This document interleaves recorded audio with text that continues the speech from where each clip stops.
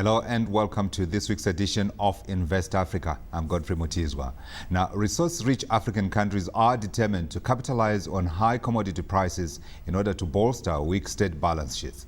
This has led to the renewed debate on the role of government in Africa's mining sector. African governments are now exploring new channels through which strategic minerals can be optimized. Africa is undoubtedly endowed with an abundance of mineral wealth, and mining companies are looking to extract this in a more sustainable and cost-effective manner.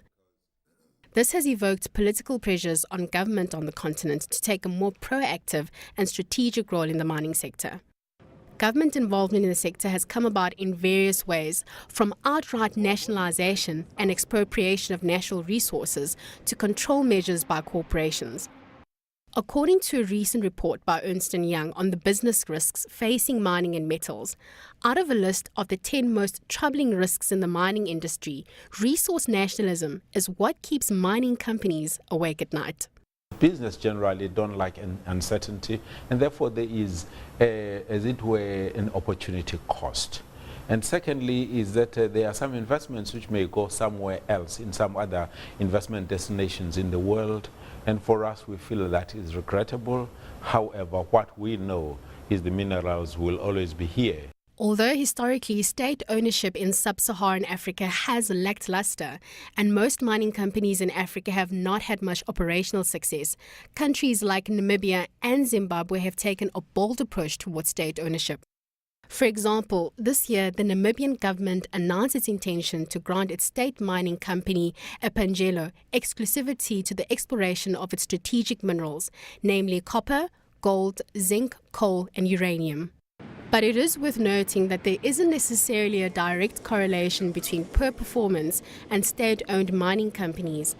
There has been some positive examples, such as in the case of Botswana, and taking into account that most failures that occurred in the 70s and 80s were fueled by poor infrastructure investment and a period of slumping commodity prices. The tax regime governing the African mining industry has also been top of the agenda for most governments this year. Other factors such as access to water and energy against the backdrop of labor unrest are just some of the pressing issues affecting the profitability of mining companies on the continent. Now joining me in studio to take a closer look at Africa's mining sector is Cobus Nel. He's mining analyst at Stanlib. Also in the studio with us is Warren Beach, he's head of mining, Rutledge Madise Inc. Last but not least, from our Cape Town bureau, we've got Peter Major, mining analyst with KD's Corporate Solutions. Welcome, gentlemen. Let me begin with you, Warren, and ask whether the models that we've had for extracting mineral resources out of the African soil since exploration on the continent, exploitation started, have worked. Godfrey, not all of the models have worked all of the time. We are progressing along a chain of implementation of various models, and they're not perfect, and they certainly are far from being perfect. Outline them for us very quickly if you can. The various models are from a purely state-owned extracted beneficiation chain to a purely privately owned extraction and beneficiation chain. So there's various models in between, and as we've seen in the introduction, there are good examples of purely state-owned, extracted, beneficiated, sold, marketed models. But at the same time, we shouldn't forget about the privately owned processes that have led to the infrastructure development, for example, that we have in South Africa. Okay. Cobus, let me come to you. Do we have any examples in Africa of the model that has worked the best versus the other models that he has just outlined? Look, I guess ultimately it's, it depends, and it depends on your inputs on many of these models. Like we've seen, we've been one of the countries, I think, that had probably the cheapest electricity globally. Right. Moving to a country where it's probably one of the most expensive electricity inputs. Indeed, I was going to say no longer. Exactly, and so you've got very other factors. So something in a model and something that you implemented 10 years ago, 15 years ago might have worked well. But when you look at it now, its feasibility relative to the rest of the globe is probably not as viable. And that's the challenge for any country, to remain competitive with the globe, in terms of there is a fight for so-called GDP growth globally, And we've seen even producers in South Africa want to export chrome, put it on a ship, exported out to China to be actually processed there at a cheaper rate, which they claim what they can do here. And that, asks some serious questions. Yeah, there's no one perhaps better placed than you to discuss the current model that we have, where you've got private shareholders and these companies are listed on stock exchanges, and therefore by extension, of course, they are owned by the public, but we do know that generally they do benefit a smaller section of the population. When you look at the current model, how sustainable is that, do you think? And do you see change down the road? I want Peter to think about that as well. I'm coming to you shortly. Yeah, look, it's always got to be a model that's got a balance, because when you look at a company, it's like a big pie, obviously, and we know there's the various stakeholders within that, and each of them contributes at a certain percentage, towards their profit in the end of the day, etc., etc. So I guess ultimately, if you look about sustainability, you got to look about almost the whole pie, and being able to say, how can we extract the best value that we possibly can out of this pie? Yeah. If it means, there's a certain return that shareholders got to be happy with because, there's some other requirements that got to be fulfilled, to sort of make the whole model work, then that is the case. And I think, getting that balance is always a challenge, because each of those sort of participants in that pie obviously want to maximize their share. Do you see change down the road? I think so. What we've seen of late, and a greater emphasis maybe on the communities and on, your social responsible investment, is a key theme. When we do look at companies and we invest money on behalf of clients, that is a key sort of consideration we take into account when we make those decisions. Yeah. Peter, let me come to you. Do you see change down the road in terms of how we are currently exploiting mineral resources in Africa? Oh, definitely, Godfrey. But I don't know if it's positive change or negative change. For because who? If I look at maybe 20, 30 years ago, we were doing a better job, I think, of extracting the minerals out of the ground on our deep level gold mines than we are now. Because 30 years ago, the government mining engineer worked quite closely with management to make sure they mined to the average of their grade, and they couldn't leave vast pockets of ore behind. And unfortunately, the last 10 years, I think we're seeing a bit of rape and plunder. We're seeing mines just running with whatever ore they can, and they're mining on a much more short-term basis because they don't know if they're going to be nationalized. They don't know if they're going to have a wildcat strike or be closed down. They don't know if the tax rates are going to go up or the royalties going up. So I think we're mining on a less sustainable basis than we were 30 years ago.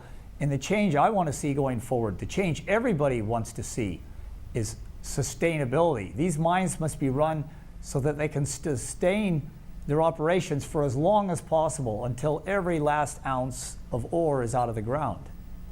So what kind of change do you see then? To get that kind of change, you need certainty and you need consistency. You need collaboration and cooperation.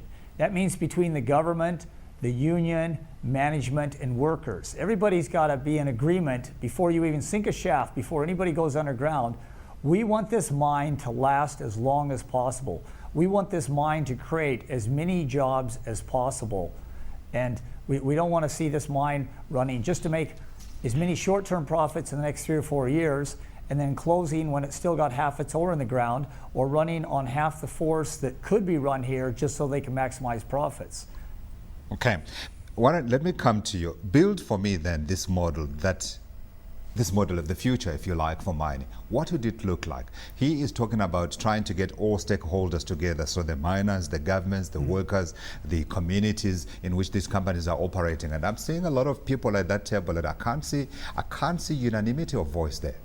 Godfrey, just to follow on from what Peter has indicated, I think one of the most important changes that has occurred between the previous minerals model and this one is a emphasis shift from a purely shareholder model to a stakeholder model. Right. And if you had to describe our the Minerals Act environment versus the Mineral and Petroleum Resource Development environment, that is the single biggest change from a conceptual point of view to a stakeholder model. In other words, where the stakeholders are not just the acknowledged shareholders, but the employees, the communities that are impacted by mining, and of course government and the regulators. So that model or that concept is already in our law in terms of the new legislation. It's a question now of implementing that to a genuine participative stakeholder model involving both government and the private sector as dominant parties or predominant parties, and then of course together with the stakeholders that make the difference to that mining community. So you are saying in effect that you can't have the whole model where you've got a state-owned enterprise that is mining on its own working, neither can you have a private sector one also working on its own. You need a combination of both. Godfrey, I would suggest that we need a combination of both. In other words, I think that certainly in the South African context, the purely state-owned model or the state-owned concept can work, and it should work. We do have the state-owned mining company. We do have the private model. It has a place. But going forward, we are probably looking at a combined model. You remember when we were discussing before we came onto the show, one of the questions I asked you is, how do you make sure that on the government side, they select the right people with technical know-how as well as competency? How do we do that? Because we do know that governments, to a large degree, okay, I'm going to sound not politically correct here, but they are largely unaccountable. They don't account to anybody very well, do they? Godfrey, 100% correct. There is an accountability issue and a perception that where there's lack of accountability, there should be no input, in other words, investment, etc. But having said that, the models that have been looked at and can be applied can certainly take into account the best of both worlds. Your first question to me is, how do you ensure that government retains the best people? And the best way of retaining people obviously is you pay them properly. And the second thing that we would probably need is some sort of commitment from the private sector not to poach. Indeed. We're going to come back and cover some of those issues in the second part. But before we go, I just wanted to come to you, Cobus. I was just reading a little bit, and I found that there are 2 countries in the world where mining has actually benefited the country as a whole, plus the community as well as the workers. Apparently Sweden and Norway have done a very, very good job in trying to look after the interests of all stakeholders. Should that not be what we should be looking at? 100%, and I think, like we said, you want to avoid leakage. And when I say leakage is maybe what we've seen of late, 6 weeks of strikes. No one gains out of this. It takes them 3 years to actually make up over months of salary that they lost. Even if they got a 3% increase, there is literally no winners. You've actually, and your relative competitive position, maybe to a miner in Australia or Canada, etc., has deteriorated. And then you've got leakage of value, and ultimately I think if you can be effective in the whole structure of optimizing that value, it's possible. It's possible that everyone actually gets out more than what you would think if everyone's not working together. Absolutely. We're going to have to bring that discussion to the South African level, but that's going to be after the break, because we have to take a commercial break now, and Invest Africa will come back on the other side.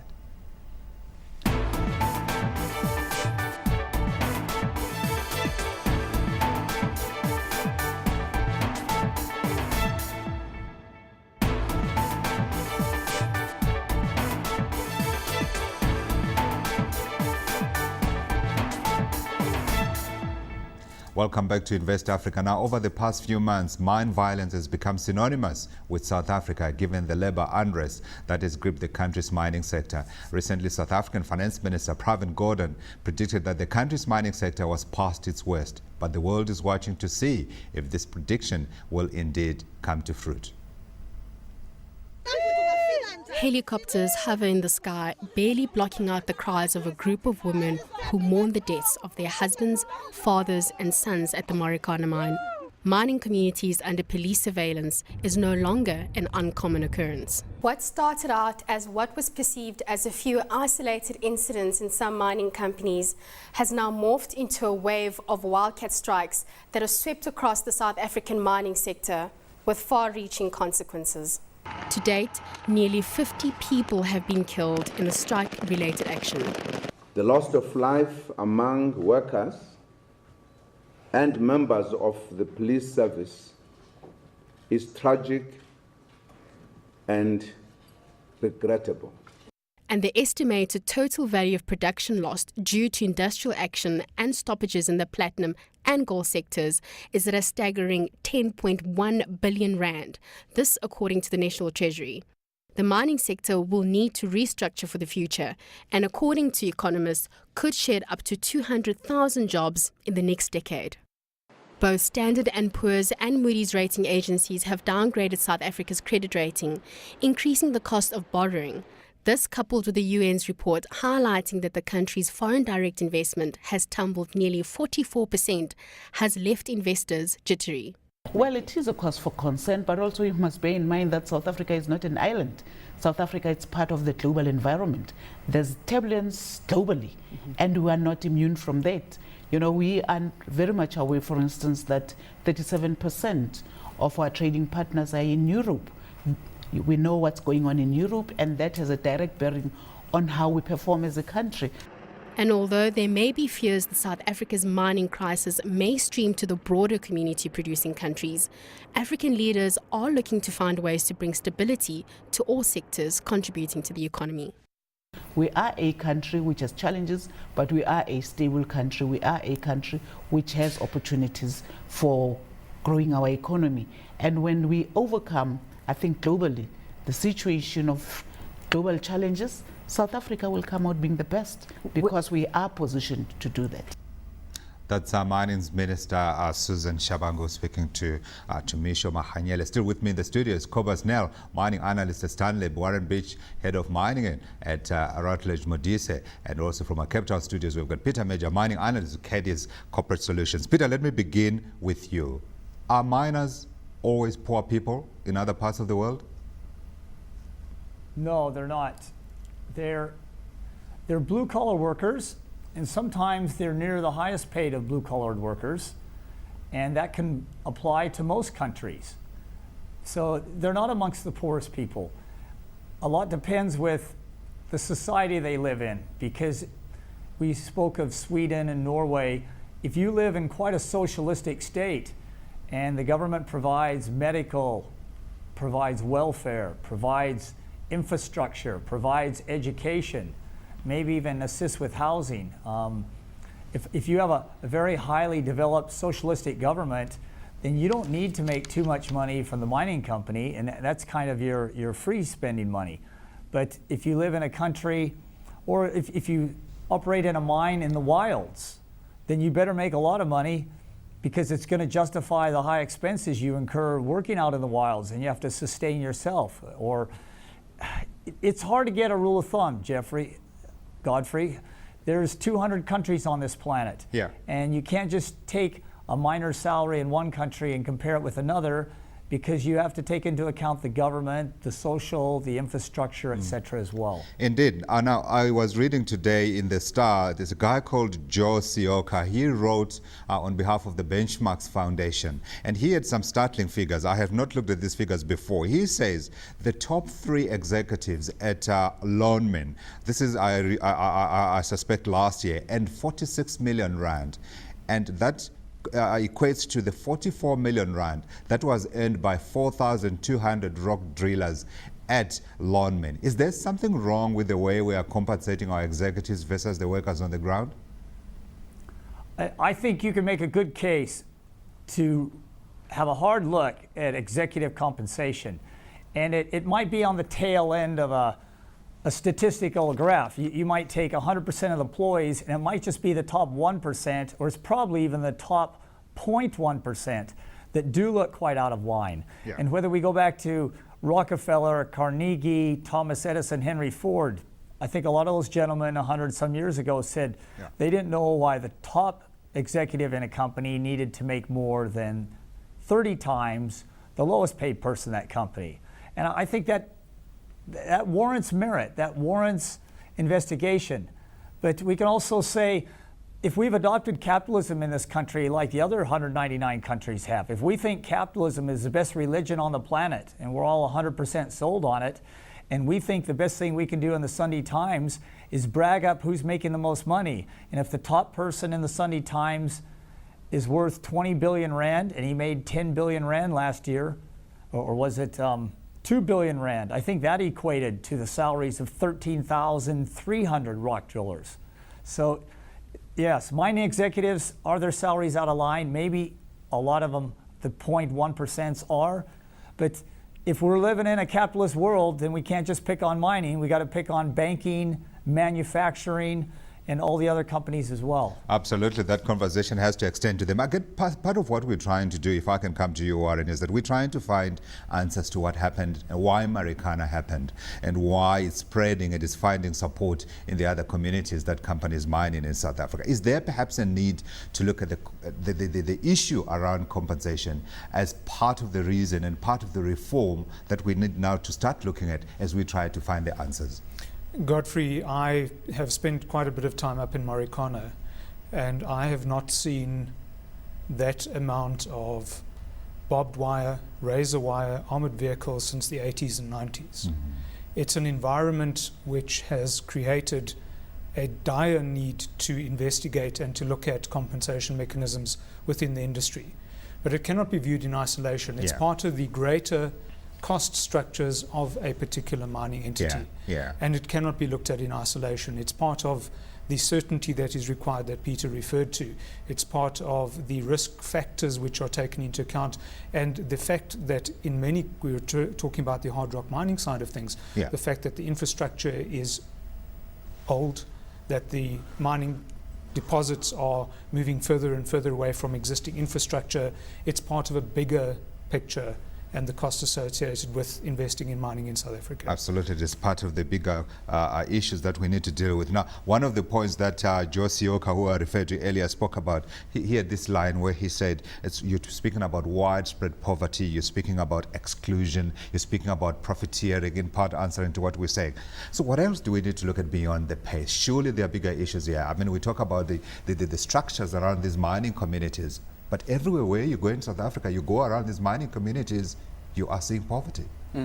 And look, I mean, poverty is not a problem that just South Africa. Sure. I mean, you can look, across the world again, and ultimately it is to try and find a balance, where you can say, ultimately we want to try and get the best out of a area. Now, maybe the communities, there's been a lot of focus on communities around mines and they've been underdeveloped, etc., etc. But there's other complexities within that. People were given an option of a housing allowance, say for argue's sake, and they can live in a more permanent structure, and then they opted for a sleep out allowance, a cheaper one, and then they send, you get more money in your pocket, 100%, and they send their money home, and then they choose to go and live in a very sort of informal type of shack type of structure with no sort of services, etc., etc. Now, if you come there and you look at it, you say, something's not right here.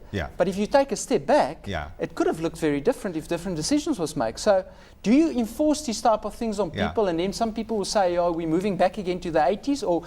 And that's what I'm saying. It's very complicated. It is very complicated. It's interesting you raise that comparison, because I remember making the same comparison years ago. An employer I used to work for would insist that every time you flew more than 4 hours, you have to fly business class. And there were grumblings among the workers. No, I don't want to fly business class. Just give me the difference between the business class ticket and the economy class ticket. Anyway, let's find answers here. So what do we do? What do we need to change, reform, add, input?